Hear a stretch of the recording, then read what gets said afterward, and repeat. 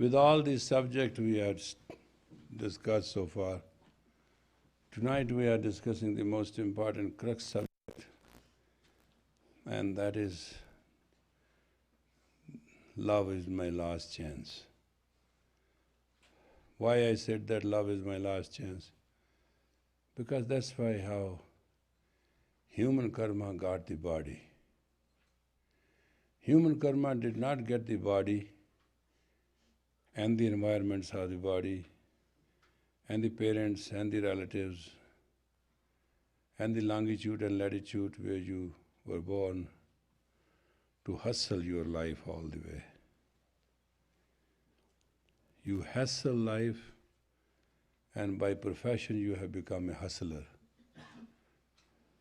That's not human. Human life, when has no love at heart and no affection in head, is the life of a hustler,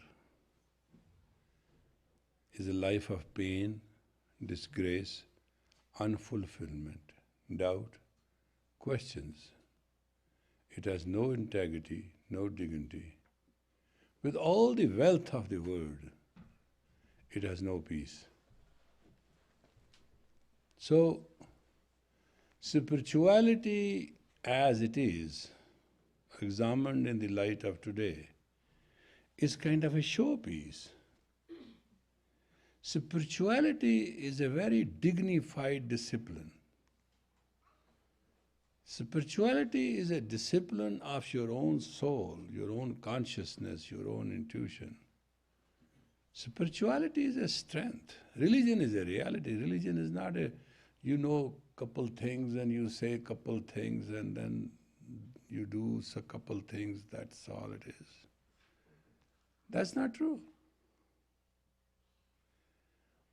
It's just like a half-cooked food. Neither it is tasty, nor it is original. And that's what we do in life. But that's not, and that's why in our life there's a problem. Love is my last chance in life in the sense that I have to love, first of all, my own consciousness. I have to love my own character. I have to love my own characteristics. I have to love my own dignity. I have to love my own dimension. There are so many things I am supposed to love for myself before even I say one word, I want to love you.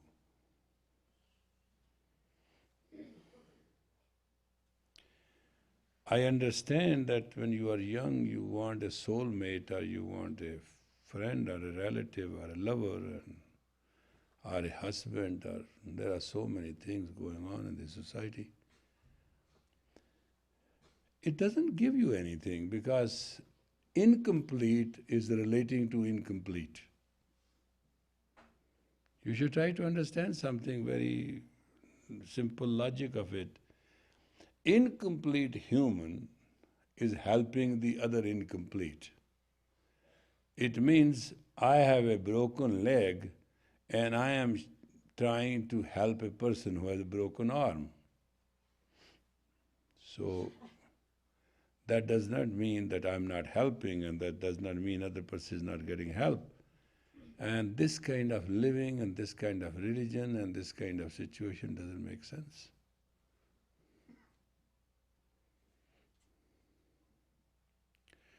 Now, love, what you understand, is very different than what love is. You have sensual love, you have sexual love, you have personal love, you have conditional love, you have unconditional love. You can call the love with anything. Actually, love is a self-acknowledgement.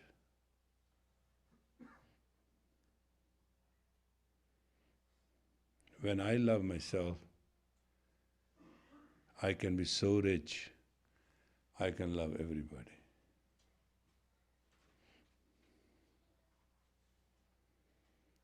the depending love, that because you love me, you depend on me, and I love you, I depend on you.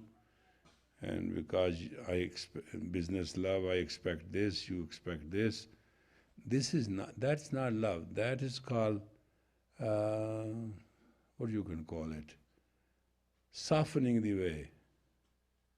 Meaning something different, doing something different.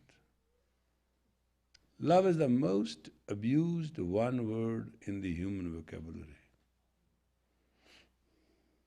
Because first condition of love is when you are in love or you love somebody, you have no question to be asked. Where there's a question, there's no love. Where there's a condition, there's no love. Where there's expectation, there's no love. Where there's jurisdiction, there's no love. Where there's a territory, there's no love.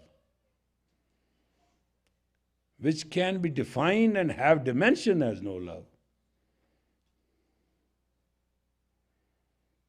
So basically, technologically, somebody asked me a question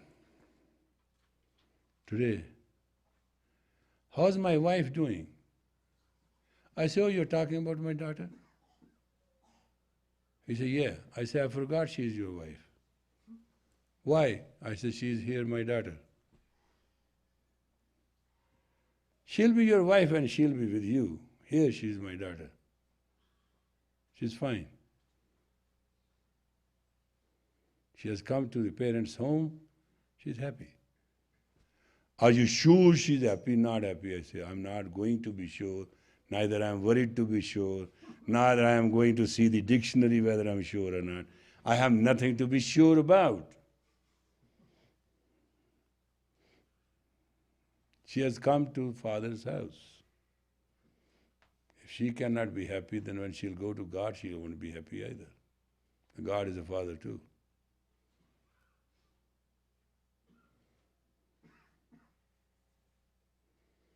I said, the relationship is the relationship of a dimension.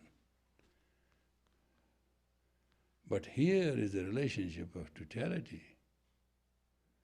And when the relationship is a relationship of totality, then there's a reality. Otherwise, you shall be cheated with your own progression of love. What you think love is, if progression is not right, the result cannot be right.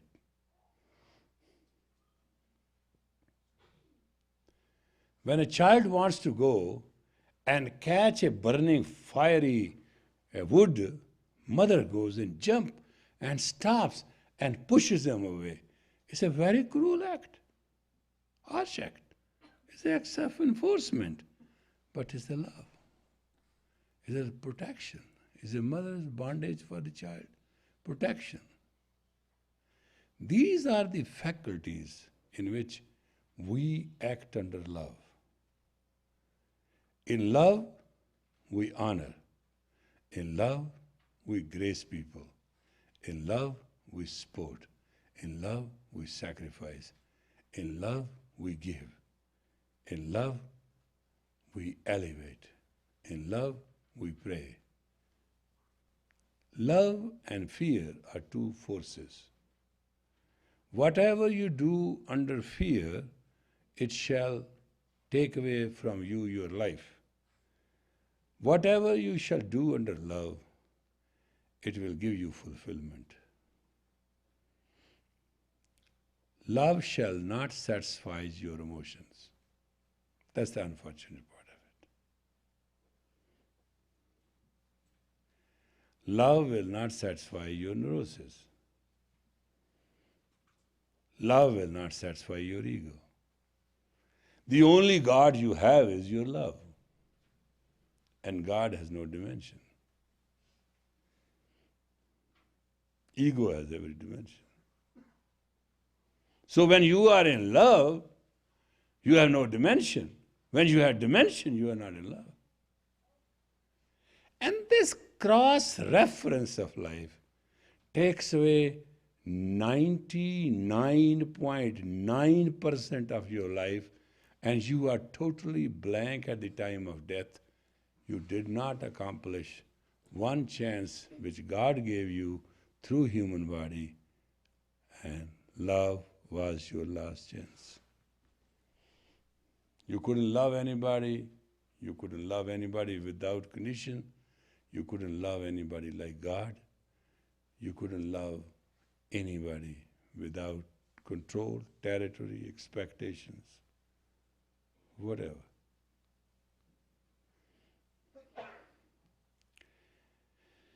If anybody wants to experience God,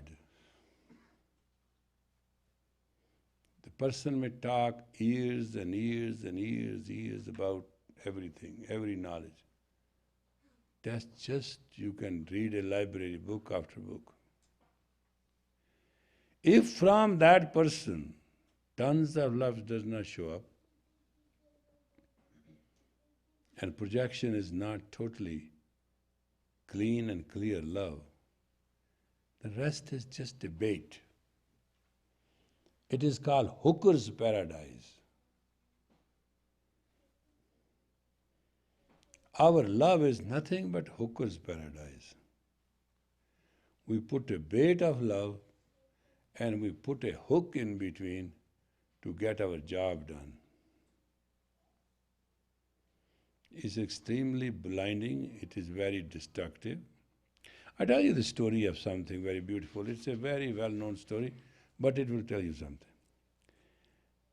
Akbar, the Mughal king, was the king of whole India. Unfortunately, with all his wives and concubines and dance girls and everything else, he was in love with Birbal, his Grand Vizier's wife. Not only that she was very beautiful, she was extremely wise, she was very elegant, she was very upfront. I must say, whatever a king could like, she had that all. And she was not his wife, therefore she was Grand Vizier's wife, so she was very social and open. And somehow, he got blinded by his passion, so he decided, all right, I'm going to have her. Now, Grand Vizier is a Grand Vizier, he was not anything else. So he told him to go to the East Coast. There's a revolt there, and he should supervise that revolt. And he sent him under him a very hard, harsh, stone-head commander. So Birbal came home and said to his wife, he said, honey, I'm going to leave very soon. And the king has ordered that way. He said, that revolt can be settled very fast. King, you should not go, but I think king is after me, not after revolt. These many minor revolts happen here and there. He doesn't send his Grand Vizier any time. But he said, husband, you don't worry about it. You will just go. About 2-3 days, he'll call you back. There's nothing to worry. He said, well, I'm worried or not, but the question is, I've just given you the statement, what the facts are. I'm going.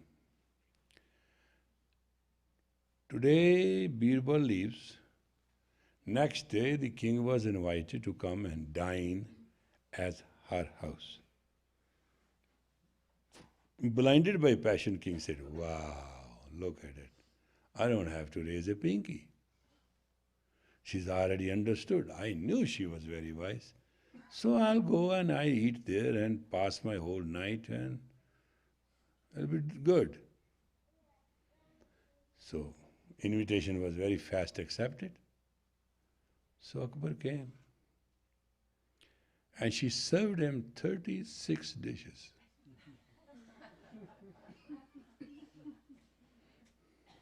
He looked around. He ate little, but God, it was all got to his head. And he said, Begum, now I know Birbal is very wise. You eat such a wonderful food. You cooked well. I can't even tell you what it's all about. She said, oh, king, it is nothing. Basic in every food is potatoes. Only I have shaped them different and I have spiced them differently. I think your emperorship understand that spices and shapes do not take the basic thing away, and that is a potato. King got the message. Then his second question he asked, he said, now you caught me. Why I the Akbar, best friend of Birbal, my Grand Vizier, has a ill will towards you. She says, a very right thing to do. I am more intelligent than you. I am bright, and I am not your possession. And how can you be a king? Your basic nature is to possess everything which is bright and beautiful. So, I am just a victim of your lust. He said, well, why am I so foolish? He said, Akbar, in this worldly domain, love is the sacrifice which you have never learned. All you have learned in the worldly domain, dominance. And dominance is a lust.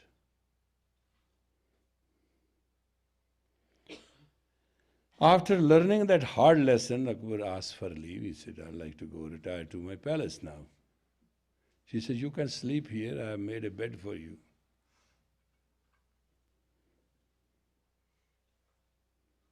She said, are you sure? She said, I'm very sure. You should sleep here. So she showed him his quarters, and Akbar went there. There was a big wooden bed. It has only one sheet on it.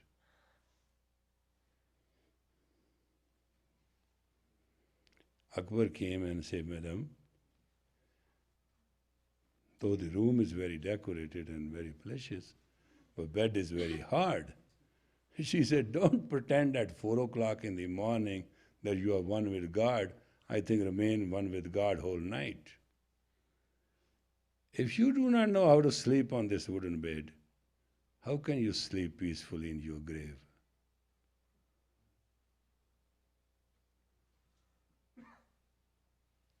Practice now.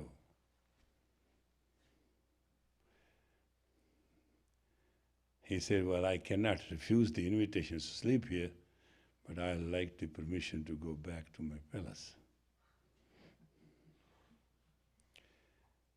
They said Akbar thereafter never slept on his own bed.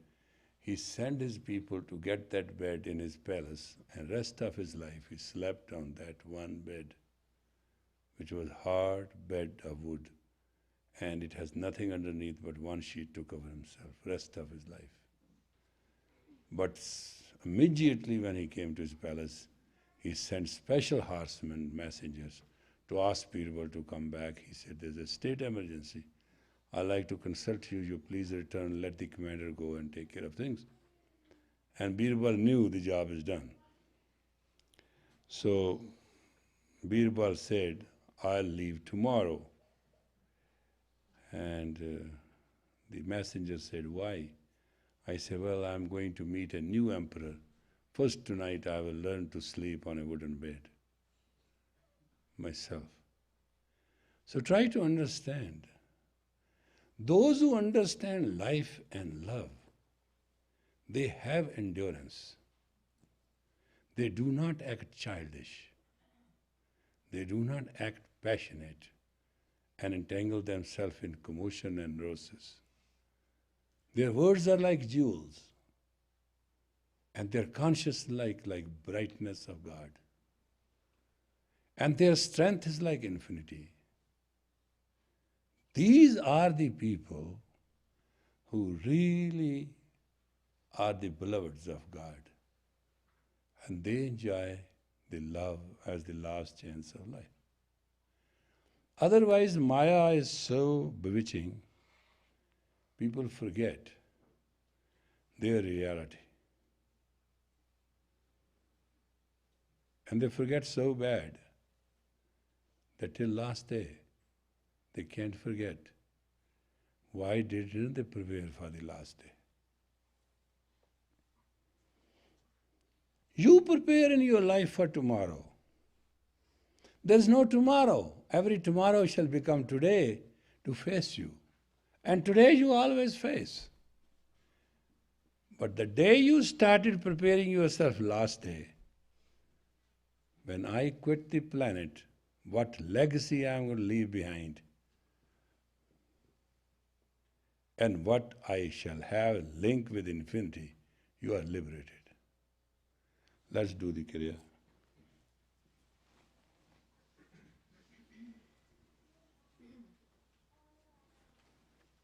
Please sit straight.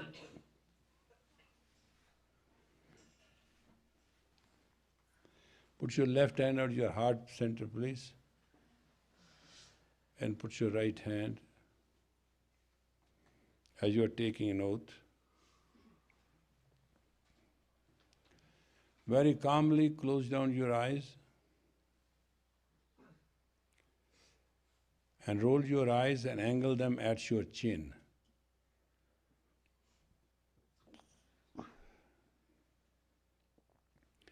Please breathe only by counting your breath consciously. Do not breathe any uncounted breath. That will do. Every breath you inhale and exhale, count it as one.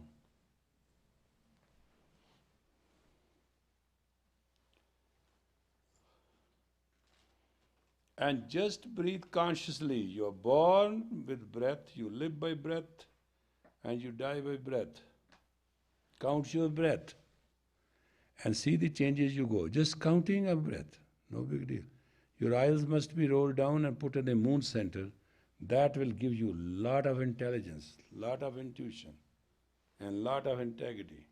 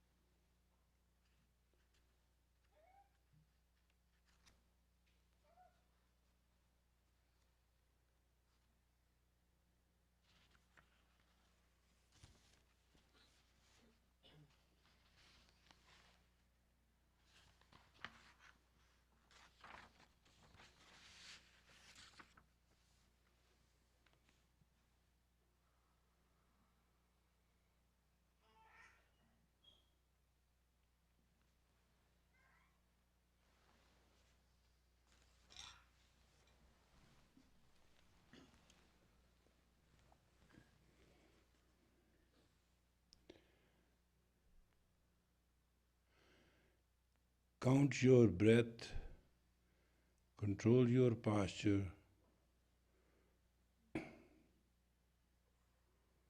That should tell you your strength. If you practice this for half an hour every day, 31 minutes they say, you will have mastery over your tattvas.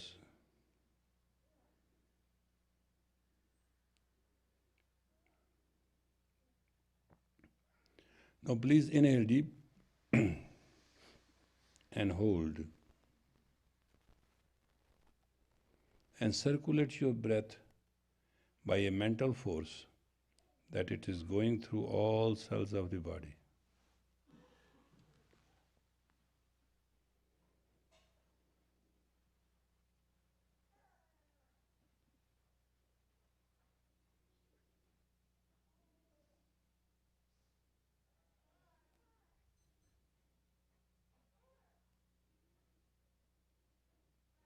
Exhale.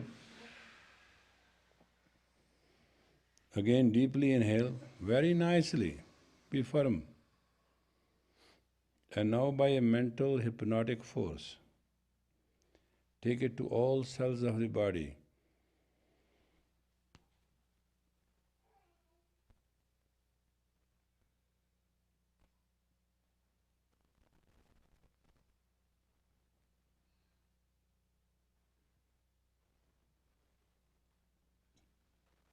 Let it go.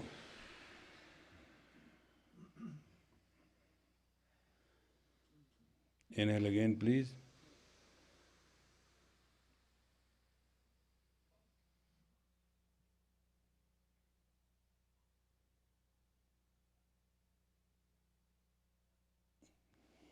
And relax.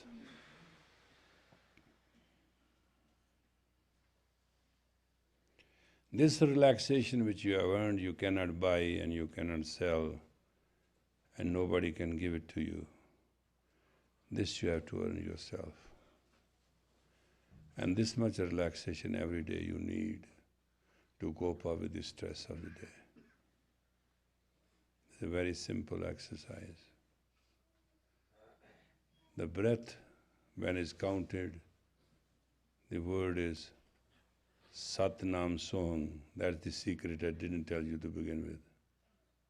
You know, you always keep something. Well, if I tell you everything, what do you need me for? So we'll have another class. We'll go to the ecstasy route in that. And we'll chant the basic mantra in a very scientific style and get the experience to see whatever has been, keep my glasses, whatever has been said in the knowledge and the sages is true or not. Meanwhile,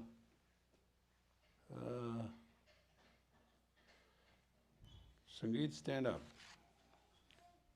and sing to them, May the long time sun shine upon. May the long time sun shine upon you. All loves around you, and the pure light within you guide your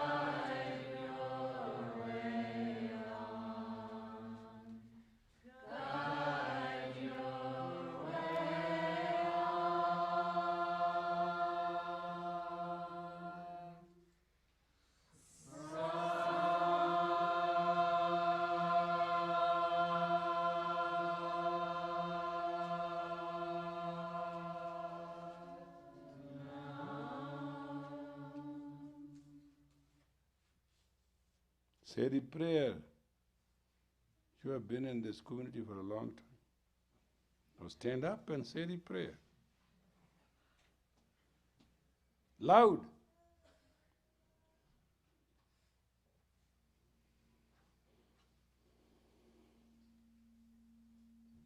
May all of us who have had the blessing of being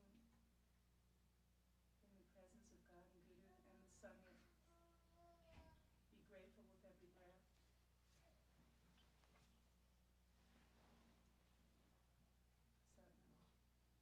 It is too small. That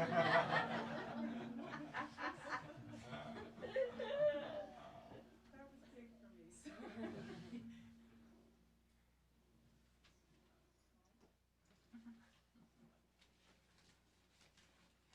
Gurjan, do the prayer. I have to get ready to hand over and I'm going to teach you all the things I do. May we become bountiful, blissful, beautiful, in the light of God, the love of Guru. May we ever live to serve humanity in the name of Guru. May we ever serve each other in love and peace. May we become radiant as the light of the sun, so that we can spread that light wherever we may go. Where are you going? Wherever we wherever God sends us. Something else. Sampuran? The wife is here. Swal, you must make a perfect prayer. O Lord, bless everyone, every fiber of every being in this room. Unsung Waheguru. Let every person remember your name with every breath, and with every breath, may they remember your love and your light, and let all the words the citizens have said tonight stay with us every second of every day. Waheguru. Ajuni, say your prayer in Spanish. Loud.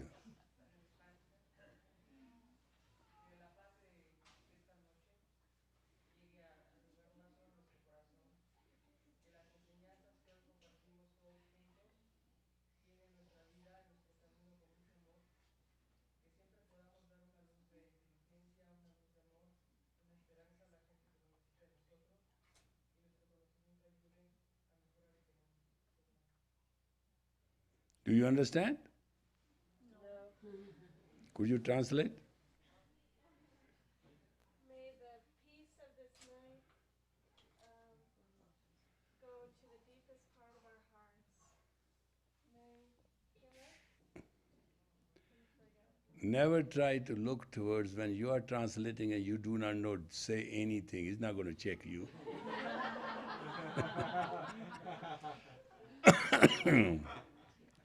Art of public speaking is extempore. Stand up now and translate it as you think it was. Mostly I translate Indian speakers and I know they are wrong.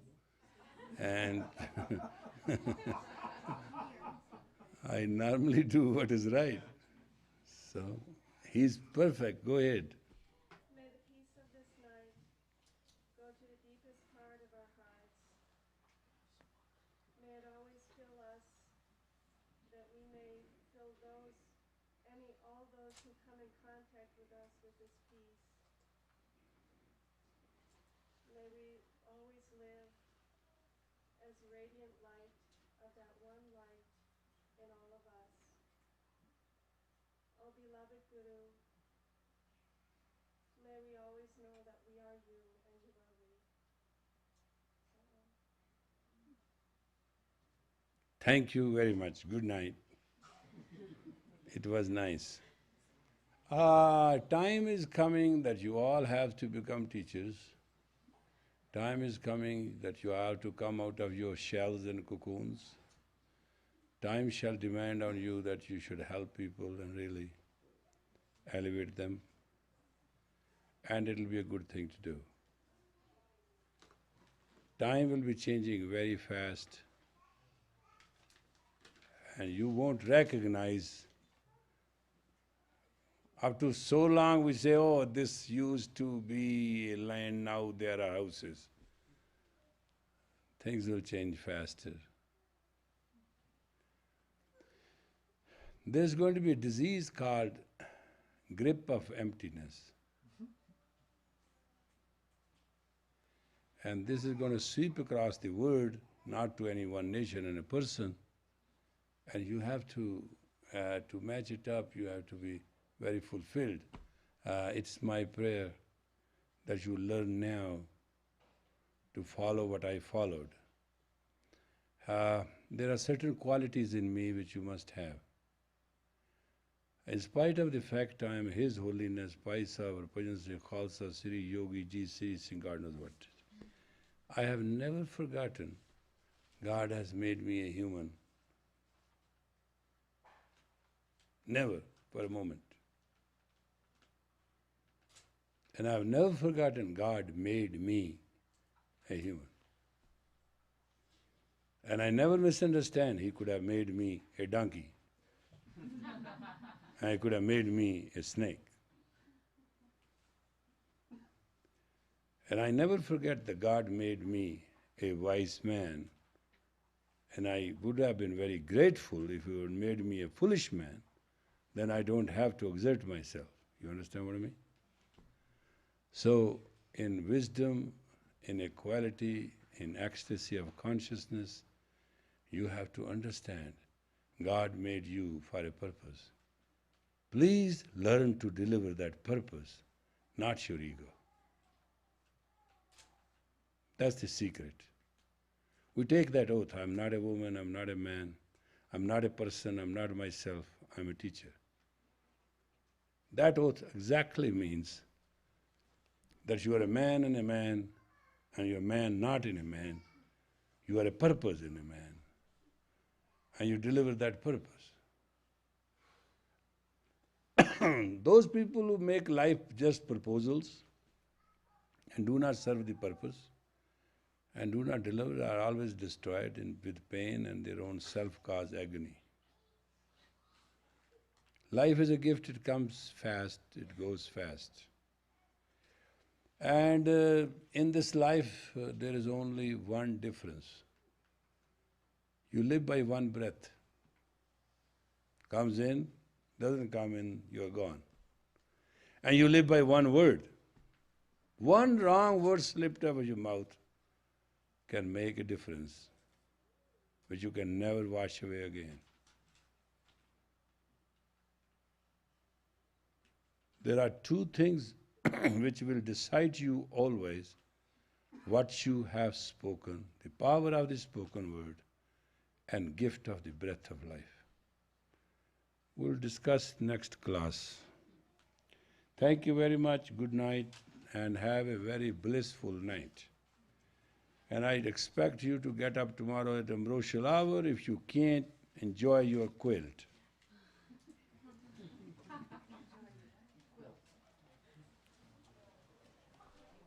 Hey, Demurti.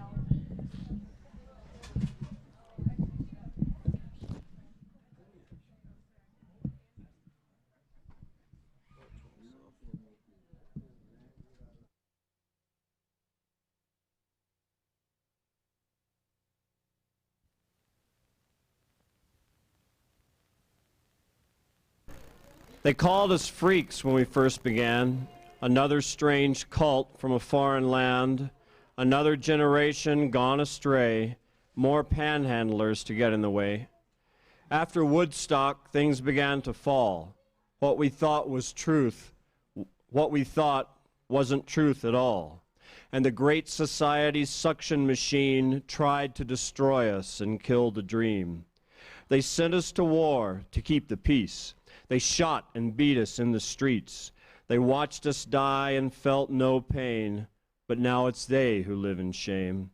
There was a cry and there were songs, a pervasive sense of something wrong, the immoral war, the cries for peace, total desperation seeking release. Sex, drugs, and rock and roll, cell by cell, took their toll. Dazed and confused in purple haze, smoke and needles, our minds were crazed.